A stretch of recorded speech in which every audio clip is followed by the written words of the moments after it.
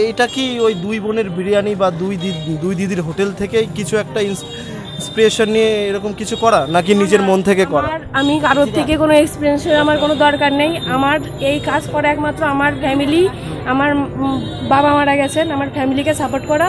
আমার মায়ের আমার হাজব্যান্ড যেহেতু সাধারণ একজন ট্রেনে হকারি করে, আমার 7 বছরের একটা বাচ্চা আছে, প্লাস আমার একটা বোন, ওরা একটা ভালো ফিউচার দেওয়ার জন্য এখন অর্থ দরকার। এই ব্যবসাটা কেন তোমার মাথায় আসলো হঠাৎ করে? এটা কখনোই ভাবিনি যে এরকম একটা করব। তো আমার হঠাৎ করে বাবা মারা যায়, ভাবলাম যে কিছু একটা করতে হবে, না করলে মাকে দেখবো কী করে, আমি কী করে পড়াশোনা করব। দিদিরও তো আহামরি কিছু নেই যে আমাকে আর মাকে নিয়ে যাবে এগিয়ে।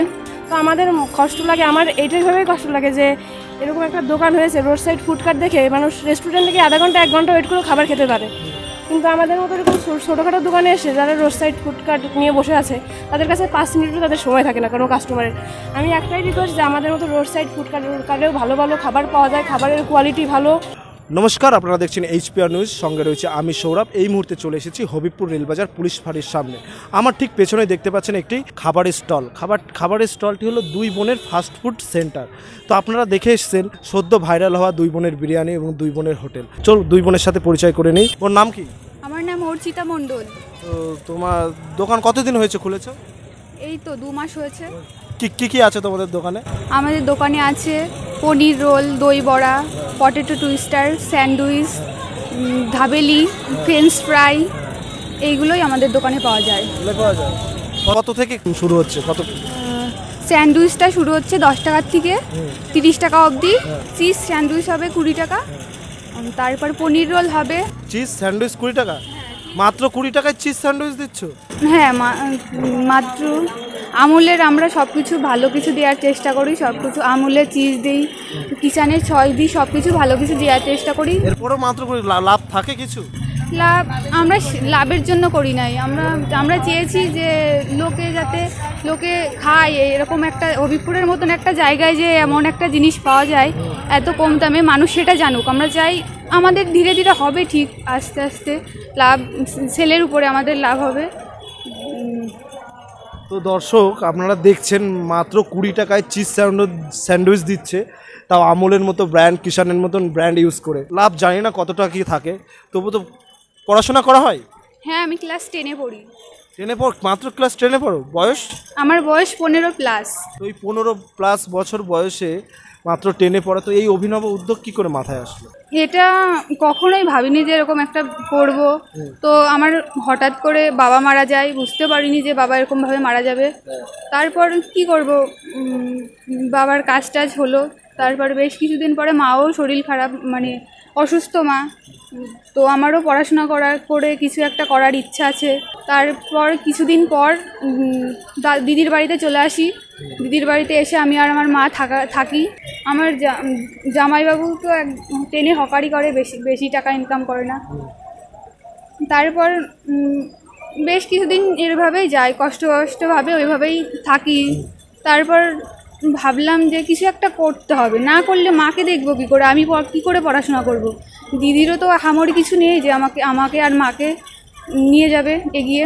তো তারপর আমার দাদা হোটেলে কাজ করে, বাড়ির সবার সঙ্গে আলোচনা করার পর এরকম একটা সিদ্ধান্ত নিই, কী করে করব, মানে এটা করব কী করে, ভেবে তো ফেললাম, কিন্তু করবোটা কী করে।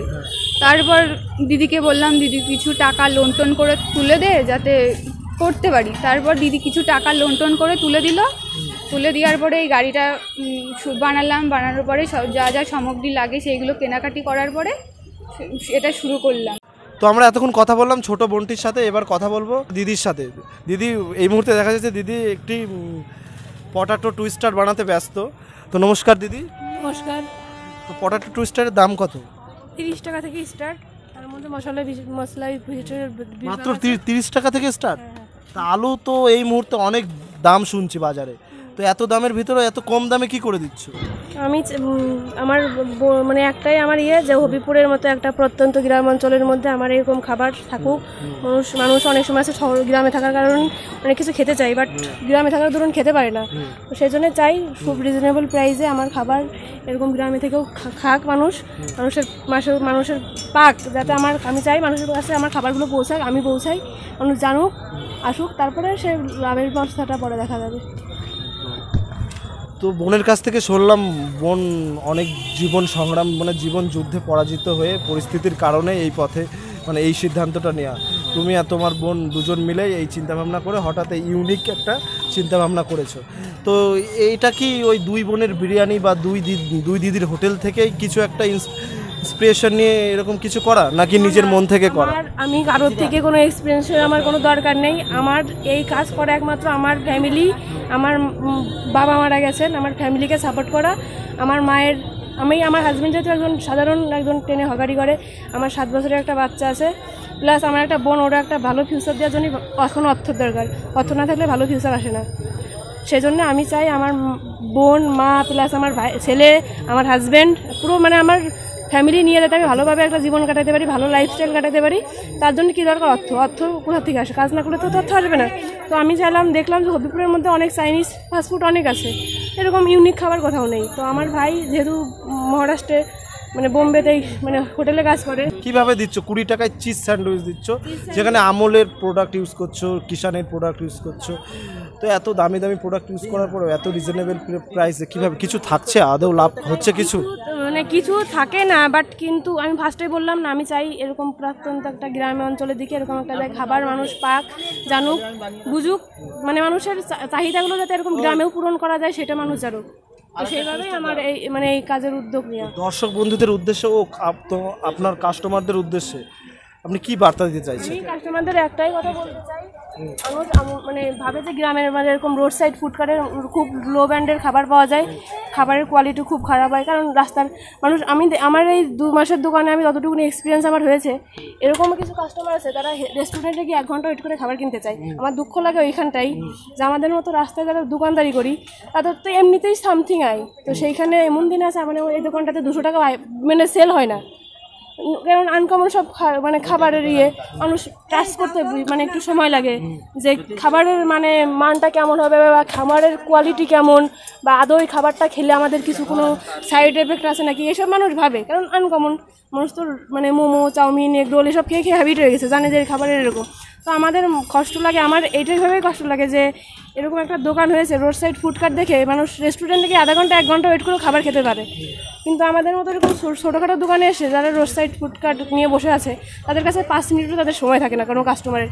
আমি একটাই রিকোয়েস্ট যে আমাদের মতো রোড সাইড ফুডকার্টেও ভালো ভালো খাবার পাওয়া যায়, খাবারের কোয়ালিটি ভালো, খাবার দেখুন যে আমাদেরটা ওপেন, আমরা কি করছি না করছি সবাই দেখতে পাচ্ছে। কিন্তু বড় বড় রেস্টুরেন্টে কিন্তু তাদের কিচেনে কিন্তু আপনাদের অ্যালাউ করে না। এখন ভিডিওর মাধ্যমে অনেকে ঢুকতে অ্যালাউ করে, কিন্তু আগে আমরা কিন্তু যখন এই ভিডিওগুলো ছিল না তখন কিন্তু তাদের কিচেনে গিয়ে দেখতাম না যে তাদের বাসি খাবার দিচ্ছে না পচা খাবার দিচ্ছে না পুরনো ব্র্যান্ডের কোন খাবারটাই মানে ইউজ করছে। কিন্তু আমাদের এখানে কিন্তু আমরা দেখাতে বাধ্য, সব ওপেন খোলা। তো সেই জন্য আমি চাই যে রোড সাইড ফুডকার্টেও আপনারা আসুন, দেখুন, খাবারের মান যাচাই করে তারপরে রোড সাইড ফুডকার্ট, বা আমি রেস্টুরেন্টের সাথে কখনো রোড সাইড ফুডকার্টের কম্পেয়ার হয় না, তবু আসলে দেখুন যে রাস্তার সাইডের খাবারও ভালো মানের খাবার হয়, আমি এটাই বলতে চাই। তো দর্শক বন্ধুরা, আপনারা দেখলেন সেই ছোট্ট বোনটি, ক্লাস 10-এ পড়া বোনটি সংসারের হাল ধরার জন্য পড়াশোনার পাশাপাশি যেভাবে তিল করে গড়ে তুলেছে এই ছোট্ট খাবারের স্টলটি। তো এই খাবারের দোকানে পাওয়া যাচ্ছে 10 টাকা থেকে শুরু স্যান্ডউইচ, 20 টাকা থেকে শুরু বড়া পাও এবং 30 টাকায় পটাটো টুইস্টার। এছাড়াও রয়েছে আরও অনেক রকমের প্রভৃতি খাবার। তো আমরা এইচপিআর নিউজের থেকে সমস্ত দর্শকবৃন্দদের অনুরোধ করবো যেন আপনারা অবশ্যই একবার হলেও এই দোকানটিতে আসুন। দোকানে আসতে হলে আপনার হবিবপুর স্টেশনে নেমে অবশ্যই রাঘবপুর পুলিশ ফাঁড়ির সামনেই আপনি এই 2 বোনের ফাস্টফুড সেন্টারটি পেয়ে যাবেন এবং অবশ্যই একবারে হলেও এই দোকানের খাবারটি টেস্ট করুন।